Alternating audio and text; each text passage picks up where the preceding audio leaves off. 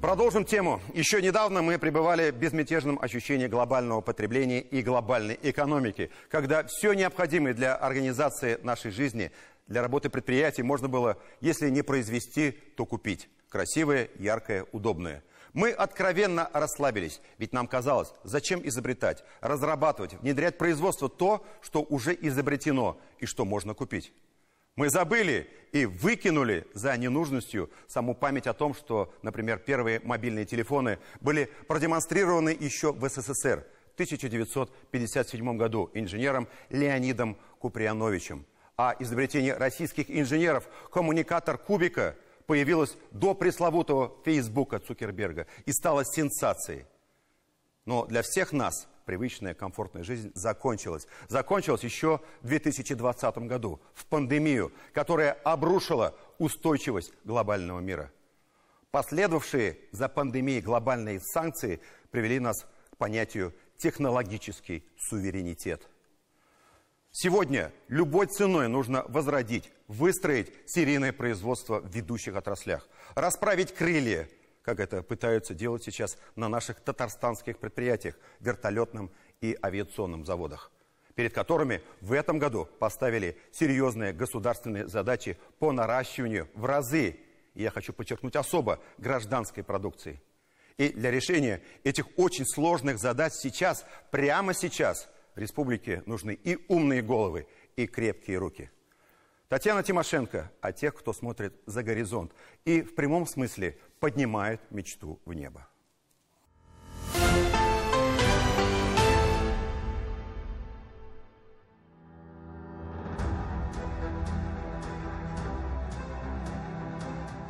Казанский авиационный завод расправляет крылья. Перед сотрудниками поставлена серьезная задача – замена старых иностранных воздушных судов нашими, российскими, в каждой детали.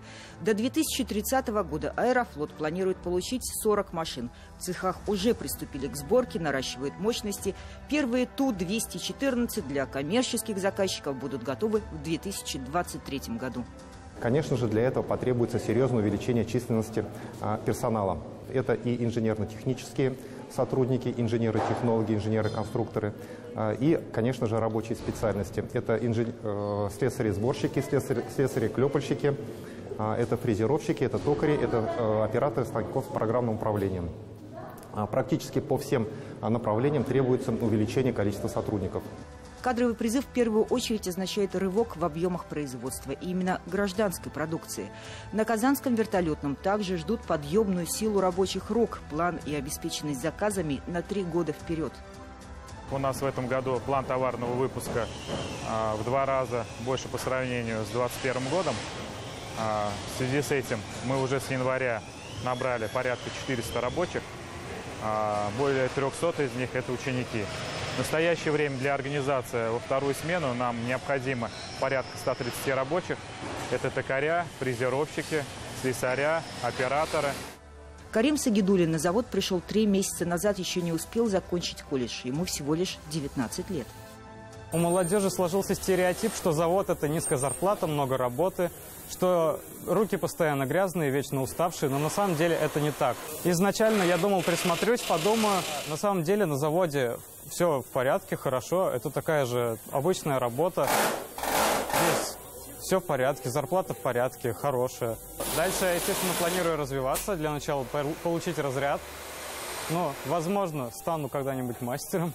Буду ради этого стараться. Это, как мне здесь рассказывали, не так уж и сложно, вполне реально.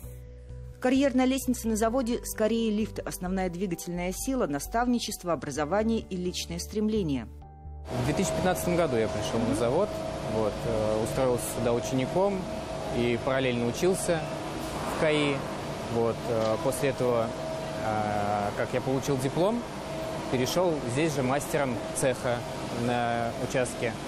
После этого появилось место начальника техбюро, и мне тоже предложили туда. То есть карьеру сделать легко? Я бы не сказал, что легко. Нужно показать свой профессионализм, работу. Основными кузницами кадров для авиапредприятий остаются Казанский авиационный колледж имени Дементьева и КАИ. Есть целевая программа. Это когда студент учится для конкретного предприятия, получает на него стипендию, поддержку, может проходить практику. Все это совместная работа предприятий и нескольких министерств. Но чтобы вырастить такого специалиста со школьной скамьи, надо 3-4 года. И после этого за ученика берутся наставники. Подготовка может занимать еще до полугода. Студенты же тоже разные.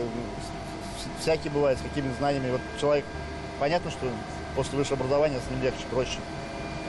Все умеет, все читать умеет, чертежи умеет. Ну, естественно, может быть, когда-то никогда не занимался металлообработкой. Ну, в процессе вот обучается, нормально все.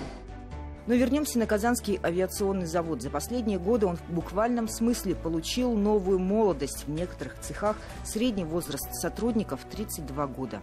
Мне на момент учебы было 17, мне 18 исполнилось, и в феврале я уже сюда устроился на завод полноценно, после защиты диплома. Я раньше был здесь самым молодым, сейчас уже кроме меня 2 человека еще более молодых. Они 2000-х годов, 99-х годов. Зарплата самая достойная из всех. Все выходные, праздничные дни, отпуска, они все есть. То есть отпуск 35 дней не везде. Плюс здесь всегда хороший коллектив. Тут весело. Семья большая. Да, можно сказать, большая семья, дружная. Жизнь на заводе действительно часто почти что история семейная. Общие задачи, спортивные команды, танцевальные коллективы, рок-группы, КВН. И, конечно, традиции и династии в несколько поколений. В свое время прадедушки, прабабушки, дедушки, бабушки работали на этом заводе. По линии мамы, моей матушки, бабушка с 14 лет, начиная с 1941 года, работала в клепальном цеху, клепала самолеты, наши легендарные пешки. Этот самолет стоял у нас здесь, как памятник. Стояла около лицея авиационного. Она мне всегда говорила, вот именно вот этот самолет я сама лично клепала. Уже когда моей бабушки не стало в свое время, памятник этот перенесли уже в Парк Победы. И я сейчас как бы единственный представитель от своей семьи, который пришел в авиацию и до сих пор работает. Ну, как сказать, у меня это в крови, наверное. Из-за этого я люблю авиацию и до сих пор в ней.